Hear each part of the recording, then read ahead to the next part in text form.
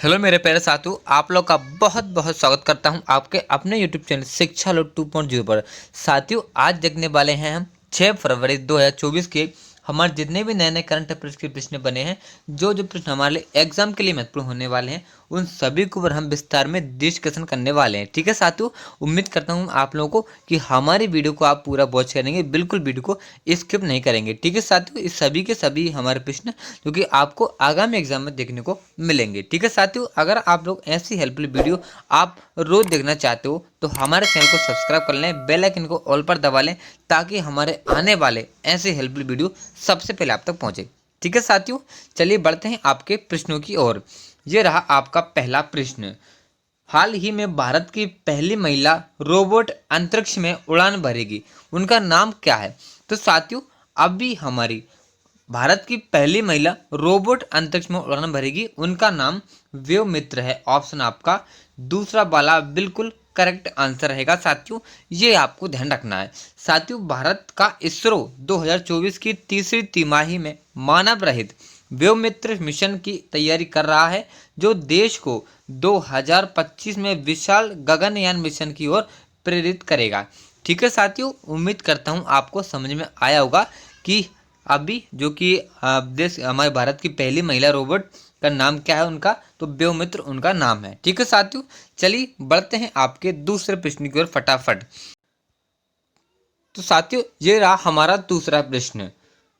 हाल ही में किसे उत्तरी आयरलैंड का प्रथम मंत्री नियुक्त किया गया है? तो साथियों, उत्तरी आयरलैंड का प्रथम मंत्री अभी हमारे मिशेल ओली जी को नियुक्त किया गया है। ऑप्शन आपका तीसरा वाला बिल्कुल बिल्कुल करेक्ट आंसर रहेगा। साथियों, किसे नियुक्त किया गया है? तो मिशेल ओनील जी को नियुक्त किया गया है। ठीक है साथियों, तो उत्तरी आयरलैंड की संसद ने सदियों पुरानी ब्रिटिश समर्थक संघवादी प्रभुत्व को चुनौती देते हुए पहली बार एक आयरिश राष्ट्रवादी को प्रथम मंत्री नियुक्त करके इतिहास रचा है। ठीक है साथियों, चलिए बढ़ते हैं साथियों आपके तीसरे प्रश्न की ओर। साथियों, अगर आप लोगों को किसी प्रकार का क्वेश्चन से रिलेटेड अगर डाउट रहता है तो आप हमारे कमेंट बॉक्स में कमेंट कर सकते हैं। साथियों, आपको कमेंट रिप्लाई हम तुरंत देंगे। ठीक है, चलिए बढ़ते हैं आपके नेक्स्ट प्रश्न की ओर। ये रहा हमारा तीसरा प्रश्न। हाल ही में डिजिटल वीजा की पेशकश करने वाला पहला यूरोपीय संघ राष्ट्र कौन सा बना है? तो साथियों, अभी हमारा डिजिटल वीजा को पेशकश करने वाला पहला यूरोपीय संघ राष्ट्र बना है हमारा फ्रांस। ऑप्शन आपका दूसरा वाला बिल्कुल बिल्कुल करेक्ट आंसर रहेगा, ये आपको याद रखना है। साथियों, यूरोपीय संघ वास्तव में एक 28 देशों का ऐसा समूह है जो यूरोपीय क्षेत्र के आर्थिक और सामाजिक विकास के लिए समर्पित है। ठीक है साथियों, चलिए आगे बढ़ते हैं आपके चौथे प्रश्न की ओर फटाफट बिना समय गवाए हुए।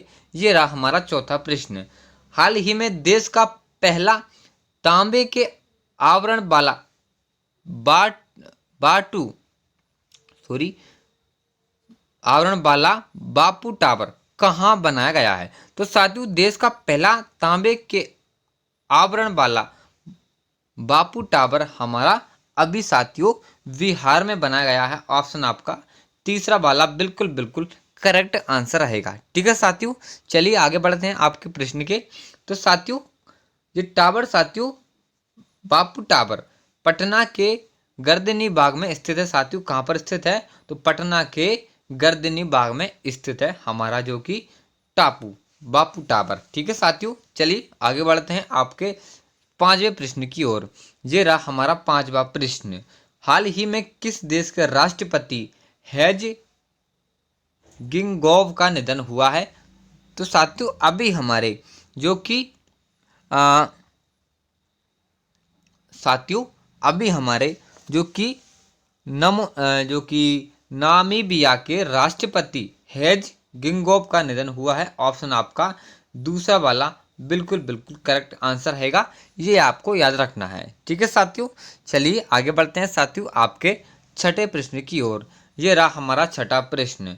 हाल ही में किसने स्पेस में सर्वाधिक समय बिताने का रिकॉर्ड बनाया है? तो साथियों, अभी स्पेस में सर्वाधिक समय बिताने का रिकॉर्ड अभी हमारे जो कि ओले कोनोलेंगो ने बनाया है। ऑप्शन आपका फर्स्ट वाला बिल्कुल बिल्कुल करेक्ट आंसर रहेगा। साथियों, स्पेस में सबसे ज़्यादा समय बिताने के मामले में रूसी अंतरिक्ष यात्री ओलेग कोनोनेको ने नया रिकॉर्ड बनाया है। उन्होंने गेनेडी पड़क्का का 878 दिनों का अंतरिक्ष में रहने का रिकॉर्ड तोड़ दिया है। ठीक है साथियों, चलिए आगे बढ़ते हैं आपके 7वें प्रश्न की ओर।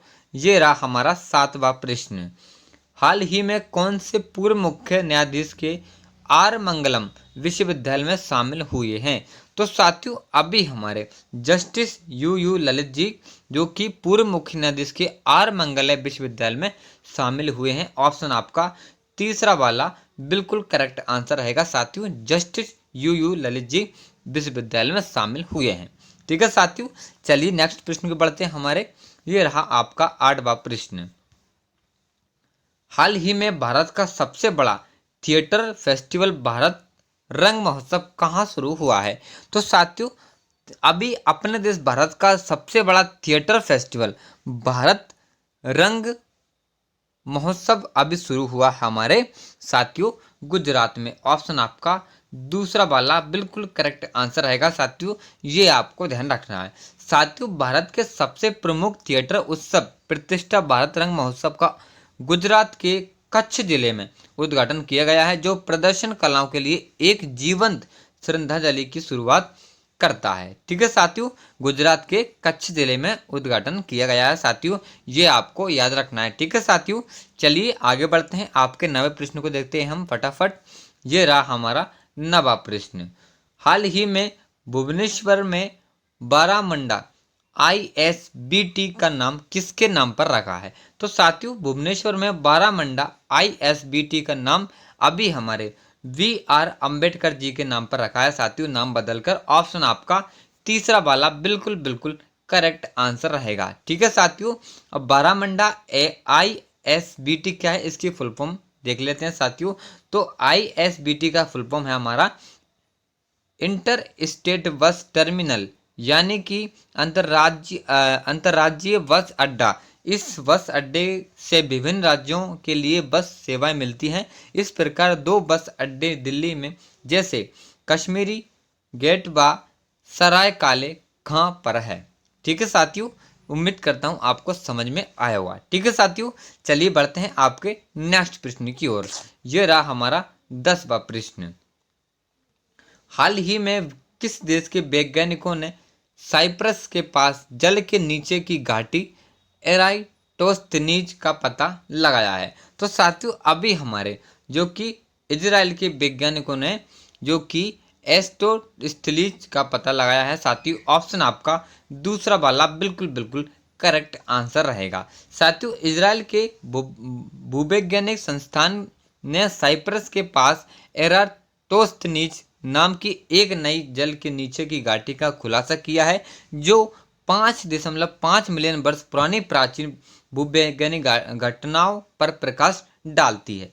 ठीक है साथियों, उम्मीद करता हूं आपको हमारे सभी के सभी प्रश्न अच्छे से समझ में आए होंगे साथियों।